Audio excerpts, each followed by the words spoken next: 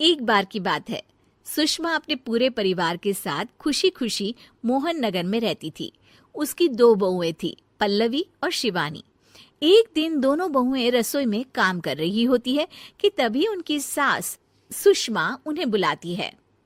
अरे बहू, जरा इधर तो आना। शिवानी, जरा जाकर देखना सासू माँ क्या कह रही हैं। दीदी आप ही देख लो ना जाकर, आपको भी तो सुनाई दे रहा है। अरे मैं आटा गूंद रही हूँ ना, तुम चली जाओ। हाँ तो मैं भी तो सब्जी काट रही हूँ ना दीदी। अरे बहू, जल्दी आओ। ओह, ये तो जाएगी नहीं। मैं ही जाकर देखती हूँ कि क्या करना है। पल्लवी सुषमा के कमरे में जाती है। जी मम्मी जी, क्या हुआ? शाम को घर पर कुछ मेहमान आने वाले हैं, तो तुम अच्छा सा खाना बना लेना बहू। ठीक है मम्मी जी, आप बता दीजिए क्या क्या बनाना है और कितने लोग आ रहे हैं। सुनील की मौसी जी और उनका पूरा परिवार आ रहा है। कुल मिलाकर 3 लोग और हमें मिलाकर हुए 9 लोग। तो अभी से ही तैयारी करना शुरू कर दो।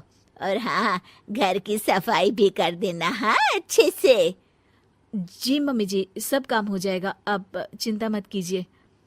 पल्लवी शिवानी को घर में मेहमान आने वाले हैं इसके बारे में बताती है। क्या 9 लोगों का खाना बनाना होगा, घर की सफाई करनी है?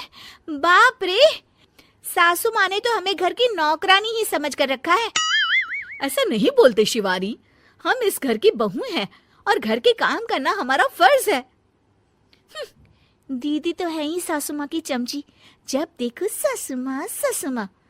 मैं तो इतना सारा काम नहीं करने वाली। शिवानी कपड़े लेकर गमला साफ कर रही होती है और चक्कर आने का नाटक करने लगती है। मेरा सर चकरा रहा है। तभी वहां पल्लवी और सासू माँ जाते हैं। अरे बहू, क्या हो गया तुम्हें?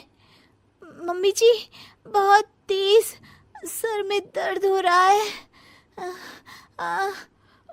तुम एक काम करो शिवानी, आराम कर लो। नहीं नहीं दीदी, घर में मेहमान आने वाले हैं, मुझे आपकी मदद करनी चाहिए। अरे कोई बात नहीं शिवानी, तुम आराम कर लो, मैं सब काम कर लूंगी। ठीक है दीदी, अगर आप इतना कह रही हैं तो आराम कर लेती हूँ। शिवानी आराम से अपने कमरे में मैगजीन पढ़ रही होती है। इसे कहते हैं आराम की जिंदगी। इतना सारा काम।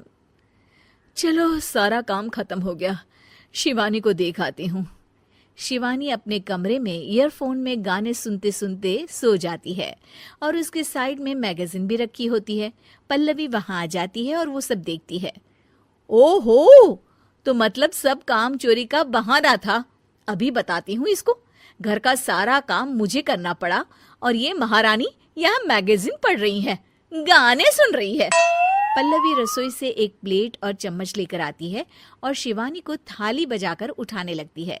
शिवानी अचानक से उठती है। उठ गई महारानी, गाने भी सुन लिए, मैगजीन भी पढ़ ली। तुम तो बहुत बड़ी झूठी निकली शिवानी। तुमने सर दर्द का बहाना बनाया ताकि काम करने से बच सको।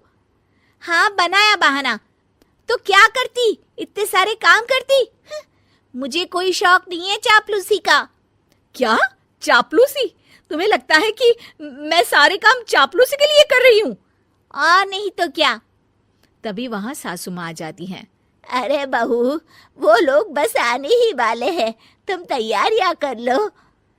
जी सासू माँ, तुझे तो मैं बाद में देखती हूँ। सब खाना खाने बैठते हैं और खाना शुरू करते हैं। तभी सुनील की मौसी बोलती है। वाह भाई वाह, खाना तो बहुत ही अच्छा बना है सुषमा जी, एक एक चीज में क्या स्वाद है। ये सुनकर शिवानी मुंह बना लेती है। उसे अपनी जेठानी की इतनी तारीफ रास नहीं आती। आपकी बहुएं तो बहुत ही अच्छा खाना बनाती हैं। हाँ, बनाती तो दोनों ही अच्छा है, पर आज ना ये सारा खाना बड़ी बहू ने बनाया है। छोटी बहू की तबीयत ठीक नहीं थी, सो इसलिए। मानना पड़ेगा सुषमा जी, आपकी बड़ी बहू तो बहुत ही गुणवान है। पल्लवी की तारीफ सुनकर शिवानी को जलन होती है। पल्लवी ये सुनकर खुश हो जाती है और शिवानी की तरफ देखकर उसे चिढ़ाती है। कुछ देर बाद मेहमानों के जाने का वक्त हो जाता है। मौसी जी सबके लिए उपहार लाई होती है। वो सबको शगुन के पैसे देती हैं और अंत में पल्लवी के पास आती है। तुम्हारे लिए शगुन का लिफाफा तो है ही, पर बहू तुम्हें एक और उपहार भी मिलेगा इतना अच्छा खाना बनाने के लिए। मौसी अपने सोने के कंगन निकालकर पल्लवी को पहना देती है। ये लो, ये मेरे मनपसंद कंगन है, अब से ये तुम्हारे हुए। धन्यवाद मौसी जी।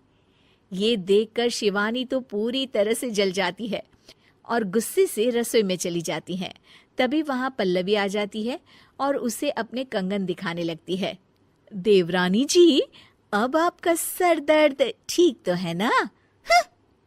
मुझे लगता है कि अब सर दर्द शुरू हो गया होगा आपका।